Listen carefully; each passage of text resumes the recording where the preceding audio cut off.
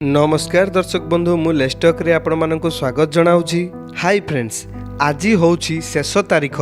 जदि आपण माने मध्य सुभद्रा स्कीम रु लाभ उठाइबा चाहूछंती बा टंका पाइबा पई चाहूछंती एबे खूब शीघ्र एही काम करेबाकू पड़िबो, नचेत आपण माने मध्य सुभद्रा स्कीम रु लाभ पाई परिबे नाही बा बाद मध्य पड़ी पारंती। एबे एबे सरकारक पक्षरु एहाकू नै आउ एक बड़ घोषणा जारी हैला, जहा आमे एही वीडियो माध्यम रे जानि नबा, जहाँकि आपण माने खूब भल भाव जानी सुभद्रा योजना अधीन रे तृतीय किस्ती टंका बा थर्ड इन्स्टॉलमेंट रे आपण माने 15,000 टंका पाई सारी। एबे वर्तमान समय रे बाकी रही आउ एक किस्ती खूब शीघ्र आसवाक जाउछि फोर्थ इन्स्टॉलमेंट बा चतुर्थ किस्ती, जो आपण मध्य खूब शीघ्र एही टंका पाई परिबे। तेबे एहा पूर्वरु आसुछि आउ एक नुआ अपडेट, जहाँकि एही वीडियो माध्यम रे जानि नबा, जहाँकि आपण मानक पई बहुत गुरुत्वपूर्ण अटे। एथि जोगु वीडियोटी को कंप्लीट भाव में देखि नियंतु, जहाँकि आमे एही वीडियो माध्यम रे संपूर्ण अपडेट जणाई देइछु। वीडियोटी स्टार्ट करिया पूर्वरु मोर गोटे छटिया अनुरोध, जदि वीडियो को एपर्यंत लाइक करना वीडियो गोटे लाइक करेंगे, चैनल को जदि नुआ करी आछंती चैनल को सब्सक्राइब करी पाखरे थिया बेल आइकन रे क्लिक करेंगे। चलंतु डेरी न करी कोन रहिछि अपडेट जानि नबा।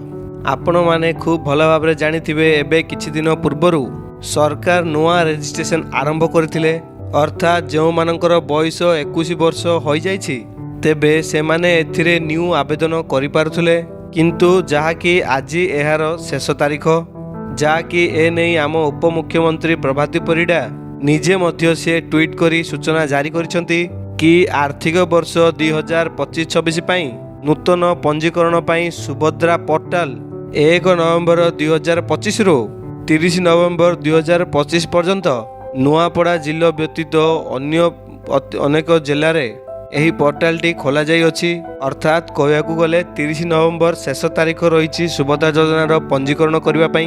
आज पोर्टाल बंद हो जिवो, जदि आपण माने आवेदन करिनांती बा आवेदन करिवा पई प्लान करुथिबे, एही गोटे दिन रे आपण जदि आवेदन करूछंती तेबे ही आपण माने सुभद्रा योजना रे जोड़ी होई परिबे। एथिरे जहा कि आसीबाको जाउछि दुईटी किस्ती रे 5-5 हजार करी 10,000 टंका मध्य आपण माने पाई परिबे। एहा छड़ा अन्य व्यतीत नूतन योग्य महिला माने जेउ मानंकु 1 एप्रिल 2025 सुधा 21 वर्ष किंबा तदुर्त हेइथिबो एवं सुभद्रा योजनार अन्यान्य समस्त योग्यता मानदंड पूरण करि पारुथिबे, सेमानंकु आर्थिक वर्ष 2025-26 पई आवेदन करि परिबे। एहार जो पोर्टाल रही subhadra.odisha.gov.in रे आपण माने एप्लाई करि परिबे। तेबे कहयाकू गले बड़ अपडेट मुताबक 1 एप्रिल 2025 सुधा जो मानकर बयस 21 वर्ष हो जाइछि तेबे से माने एथिरे रजिस्ट्रेशन करि परिबे अथवा एप्लाई करि परिबे। एप्लाई करिबा द्वारा सरकार जो चतुर्थ किस्ती टंका देबे सही टंका मध्य एमाने खूब शीघ्र पाई परिबे। तेबे पूर्वरु एमिति भी हेइछि, बहुत हिताधिकारी मानकर गोटिए किस्ती आसीबा परे आउ दुईटी किस्ती सेमानंको पाई पारि नाहंती एवं आउ किछि जण दुईटी किस्ती पाइबा परे आउ गोटे किस्ती पाई नाहंती। तेबे टेंशन नवा किछि दरकार नै, सेमानंकर अटकी जाइथिबा टंका सरकार एका बेले चतुर्थ किस्ती प्रदान करिवा टाइम रे से समय रे मध्य आपण माने टंकाटी इजिली पाई परिबे। जदि आपण माने लिस्ट देखिबा पई चाहउछंती तेबे आपण माने सुभद्रा योजना पोर्टाल जाई चेक करि परिबे। आउ किछि दिन अपेक्षा करि नियंतु, खूब शीघ्र आपण मानकु मिलियाको जाउछि सुभद्रा योजनार चतुर्थ किस्ती टंका।